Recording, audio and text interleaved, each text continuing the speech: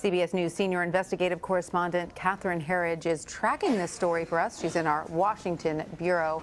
Hi, Catherine. So what more do we know about what the report says and why Barr may have an issue with it? Well, Tanya, for some context and to set the table for folks at home, there was the initial surveillance warrant application for this former Trump campaign aide, and that was secured in October of 2016, about 2 weeks before the presidential election. And then it was extended 3 times. There were multiple renewals, one every 90 days, until the late summer, early fall of 2017, when the surveillance warrant was allowed to expire. What we know from our reporting here at CBS News, and a source who is familiar with the IG's draft findings, is that multiple representations to the National Security Court were, quote, deficient. And the reason that matters is because it creates a possible scenario that IG Horowitz has found that the initial application in October of 2016 met the high legal standard for the National Security Court, but the multiple renewals were deficient or defective and did not. And that matters because there's a special responsibility on the government to provide any new evidence to the FISA court so they can be aware of what's called exculpatory evidence. And that is evidence that would undercut the application itself. So we'll see how much daylight there really is between Attorney General Barr and the Inspector General Michael E. Horowitz on Monday when the report is made public, Tanya. But so just to drill down, the issue really centers around the renewals and whether there was enough evidence to keep renewing the warrant. Well, based on my reporting, and it's a single source who is familiar with the draft findings, it does seem to focus on the renewals and whether the FBI and Justice Department provided new evidence that was available to them, and they provided it to the National Security Court in a timely fashion. And that's the key component here, the, quote, timely fashion. So in a way that the court could understand whether the application and the renewal continued to meet that high legal standard, Tanya. All right. So once this report is out, is there any indication as to whether anyone within the DOJ or the FBI could face criminal charges?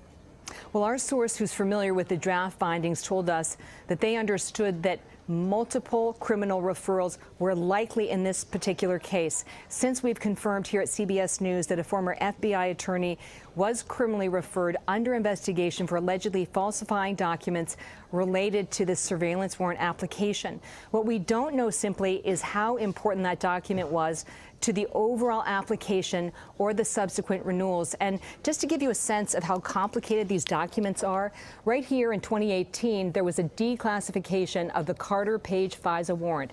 This is it here in the multiple renewals, and it's hundreds of pages in length, and almost all of it is redacted. So the key question, Tanya, is whether this document was foundational, it made a difference to the application and renewals, or whether when you took it out of the mix, the FBI and Justice Department could still attain that surveillance warrant for Carter Page. Not easy going through that redacted document. No, it will not be. So the president today said, Catherine, that while this IG report is important, he suggested the Durham report is the one he's most interested in. Let's listen to what he said about it. I do think the big report to wait for is going to be the Durham report. That's the one that people are really waiting for. And he's highly respected, and he's worked very hard, and he's worked long hours, I can tell you, and gone all over the world. So we'll see. But the Durham report is a report people are really looking forward to. But this is now, the president is referencing U.S. Attorney John Durham's investigation. Catherine, remind us what his scope is for that investigation and how it's different from the IG's report. Well, the simplest way to think of this is that we've had 2 independent investigations running down different tracks. Inspector General Horowitz has been looking specifically at the surveillance warrant and the renewals for the Trump campaign aide. But John Durham has had a much broader mandate. He is allowed to look at the origins of the FBI's counterintelligence investigation into alleged collusion between the Russians and the Trump campaign. So simply put, John Durham has the ability to interview people and gather evidence that goes outside the FBI and the Justice Department to agencies like the CIA. And he's also allowed to go back in time, really into 2016 and perhaps even 2015, if he finds that's where the evidence leads. And have we heard anything from the Justice Department about Durham's report? And when can we expect to see Durham's report? Well, Durham's report is likely expected sometime in the new year, but I don't want to go too far because that would simply be speculation.